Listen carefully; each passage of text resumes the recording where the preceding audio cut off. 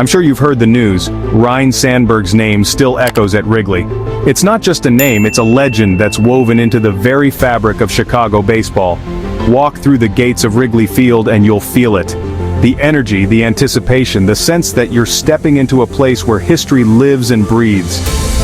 For generations of Cubs fans, Sandberg isn't just a player. They see him as the embodiment of everything they love about the game. His number 23 is more than a jersey. It's a symbol of hope, grit, and the relentless pursuit of greatness. Even now, years after his final game, you'll hear his name chanted in the stands, see his banners fluttering in the breeze, and spot kids wearing his jersey, dreaming of making plays just like Ryno did. The echoes of his achievements reverberate through every inning, every pitch, every cheer that rises from the crowd. Even his rivals admired him. That's a rare thing in sports, where competition can breed resentment or jealousy. But with Sandberg, it was different. Players from across the league, guys who battled him for every inch of the diamond, couldn't help but respect the way he played. He was tough, but fair, fierce, but always a sportsman. Opposing managers would warn their teams about him, but off the field, they'd tip their caps and share a laugh. He was the kind of player who made everyone around him better, even those on the other side. His work ethic was legendary, and his humility set him apart. Rivals would often say that facing Sandberg was a challenge they looked forward to, because it meant measuring themselves against the very best. And when the game was over, win or lose, he'd shake your hand, look you in the eye, and congratulate you on a game well played. That's the mark of true greatness. Here's why players and fans will never forget Ryno. It's not just about the stats, though those are impressive enough. It's about the moments that made you leap out of your seat, the plays that left you speechless, the quiet leadership that inspired a team and a city. Sandberg was the kind of player who made you believe anything was possible. He gave Cubs fans hope during seasons when hope was hard to come by. He played every game like it mattered, because to him, it did. And when the Cubs retired his number, it wasn't just an honor for Sandberg. It was a celebration for every fan who'd ever cheered him on. The love between Ryno and the fans is something special, something that goes beyond wins and losses. It's about loyalty, passion, and the unbreakable bond between a city and its hero. When you talk about Chicago Cubs legends, Ryne Sandberg is always near the top. He stands shoulder to shoulder with the greats, Ernie Banks, Billy Williams, Ron Santo, but he carved out his own unique place in Cubs lore. Sandberg's journey to stardom wasn't a straight line. Drafted by the Phillies, traded to the Cubs in what would become one of the most lopsided deals in baseball history, he arrived in Chicago with little fanfare. But it didn't take long for fans to realize they were witnessing something special. Sandberg's combination of power, speed, and defensive brilliance was unlike anything the Cubs had seen at second base. He redefined the position, turning double plays with a magician's touch and launching home runs with a slugger's power. His teammates looked up to him, not just for his talent, but for his quiet determination and unwavering focus. In the clubhouse, he led by example, showing younger players what it meant to be a professional. On the field, he was a force of nature, a player who could change the course of a game with a single swing or a diving stop, and through it all, he remained humble, always giving credit to his teammates and coaches. That's what makes him a legend, not just the numbers, but the way he played the game and the way he carried himself. Andre Dawson called him the heartbeat of the Cubs. Coming from a Hall of Famer like Dawson, that's high praise. Dawson and Sandberg shared the field for years, and their bond was built on mutual respect and a shared commitment to excellence. Dawson would often talk about Sandberg's consistency, how he showed up every day, ready to give his all, no matter the circumstances. In the dog days of summer, when the heat was relentless and the game seemed endless, Sandberg was the steady presence the team could count on. He was the guy who kept the clubhouse loose, who picked up his teammates when they were down, who led by example in every way. Dawson once said that when Sandberg was locked in, the whole team felt it. His energy was contagious, his focus unbreakable. He was the engine that made the Cubs go, the player who set the tone for everyone else. And when the game was on the line, you wanted Sandberg at the plate or in the field. That's what it means to be the heartbeat of a team. Mark Grace joked that playing next to him was like standing beside a human metronome, always in rhythm, never missing a beat. Grace, known for his own smooth glove and quick wit, loved sharing the infield with Sandberg. He'd tell stories about how Sandberg's anticipation was so sharp, he seemed to know where the ball was going before it left the bat. Grace would laugh about how he'd sometimes just watch in awe as Sandberg made another impossible play look routine. But behind the jokes was a deep respect. Grace knew that Sandberg's consistency was the foundation of the Cubs' defense. He was the anchor, the guy who made everyone around him better. And it wasn't just about talent, it was about preparation. Sandberg was always the first one on the field, taking grounders, working on his footwork, studying hitters. He made the hard work look easy, and that's what set him apart. Grace would say that playing next to Sandberg made him a better player, and he wasn't alone. Every infielder who shared the diamond with Ryne came away with a new appreciation for the game, but Ryne wasn't just smooth in the field. His defense was poetry in motion, gliding across the dirt, scooping up grounders, turning double plays with a flick of the wrist. He made the spectacular look routine, and the routine look effortless. But what really set him apart was his baseball IQ. Sandberg had an uncanny ability to read the game, to anticipate what was coming next. He'd position himself perfectly, always a step ahead of the play. Opposing hitters would try to sneak a grounder past him, but more often than not, Sandberg was there, glove down, ready to make the play. His range was incredible, his hands were soft, and his arm was strong and accurate. He was the kind of defender who made pitchers feel invincible, knowing that anything hit his way was as good as an out. And when the game was on the line, Sandberg was at his best. Calm, focused, and unflappable. He was the gold standard for second baseman, a player who set the bar for everyone who followed. June 23, 1984, the Sandberg game. If you're a Cubs fan, you know exactly where you were that day. It's one of those moments that's etched into the collective memory of Chicago. The Cubs were facing their arch rivals, the St. Louis Cardinals, in a game that would become an instant classic. The stakes were high, the tension was palpable, and the crowd at Wrigley was electric.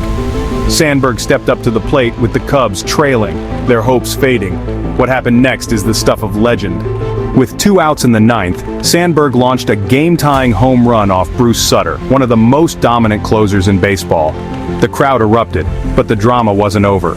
In the 10th, with the Cubs down again, Sandberg did the unthinkable. He homered off Sutter a second time, tying the game once more. The Cubs would go on to win, but it was Sandberg's heroics that stole the show.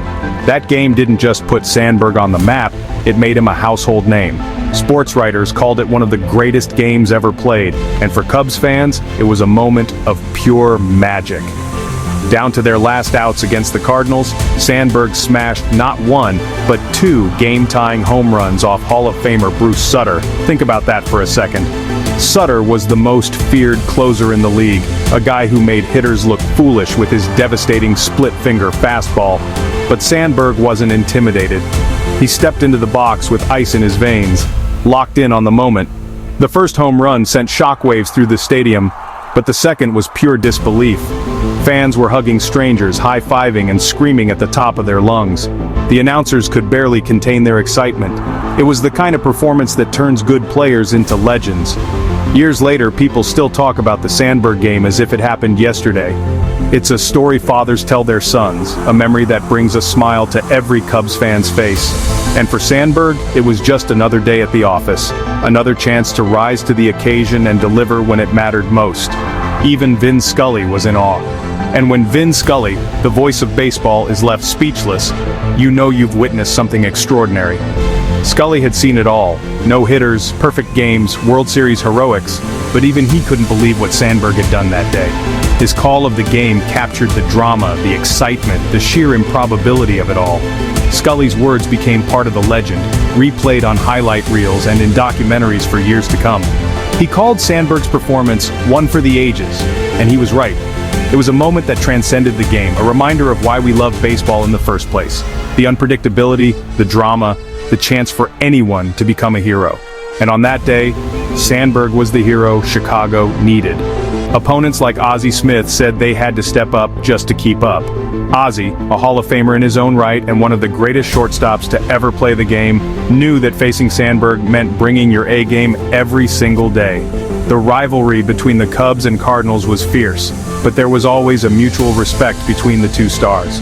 Ozzie would talk about how Sandberg pushed him to be better, how their battles brought out the best in both of them.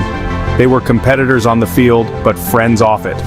Ozzie admired Sandberg's work ethic, his attention to detail, his relentless drive to improve. He'd say that playing against Sandberg was like looking in a mirror, two players who loved the game, who respected its traditions, who gave everything they had every time they stepped on the field. Their duels became the stuff of legend, a showcase of skill, determination, and sportsmanship. And for fans, it was a privilege to watch two of the game's best go head-to-head, knowing that they were witnessing history in the making. Pitchers hated facing Sandberg. He only swung at good pitches and punished every mistake. He was a nightmare for opposing hurlers, a hitter who combined patience with power. Sandberg had a keen eye at the plate, rarely chasing pitches out of the zone. He'd work the count, waiting for his pitch, and when he got it, he didn't miss. Pitchers would try to fool him with breaking balls, but Sandberg was too smart, too disciplined. He studied pitchers, learned their tendencies, and adjusted his approach with every at-bat. And when they made a mistake, left a fastball over the plate, or hung a curveball, Sandberg made them pay. He hit for average, he hit for power, and he came through in the clutch. Opposing managers would shake their heads, wondering how to get him out. But more than anything, they respected the way he went about his business.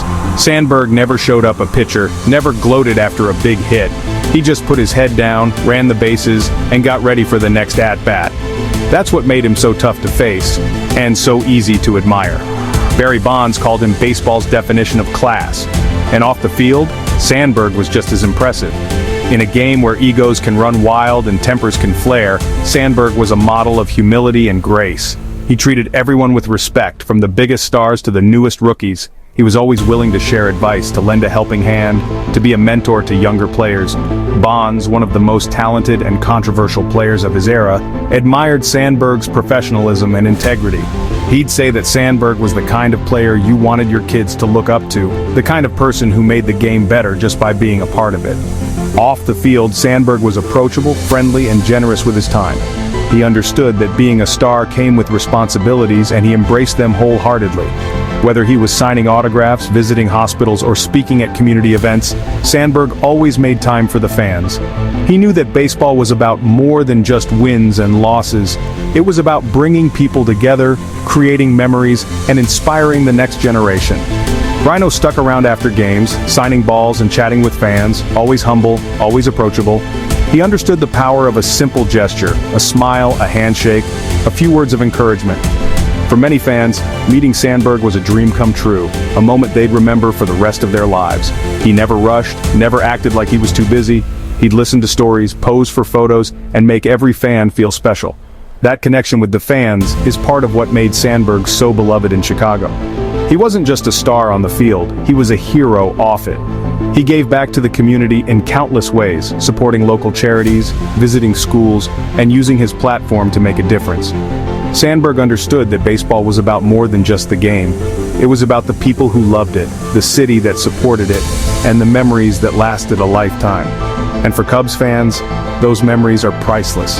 His Hall of Fame speech said it best: respect the game, play it the right way, and it will reward you. When Sandberg was inducted into the Hall of Fame, it was a moment of validation, not just for him, but for everyone who'd ever cheered him on. His speech was a masterclass in humility and gratitude. He thanked his family, his coaches, his teammates, and the fans who'd supported him every step of the way. But more than that, he spoke about the values that had guided him throughout his career: hard work, integrity, respect. He talked about the importance of playing the game the right way, of honoring its traditions, of giving everything you have every time you step on the field. Sandberg's words resonated with players and fans alike, a reminder that greatness isn't just about talent, it's about character. His induction was a celebration of a career well played, but also a life, well,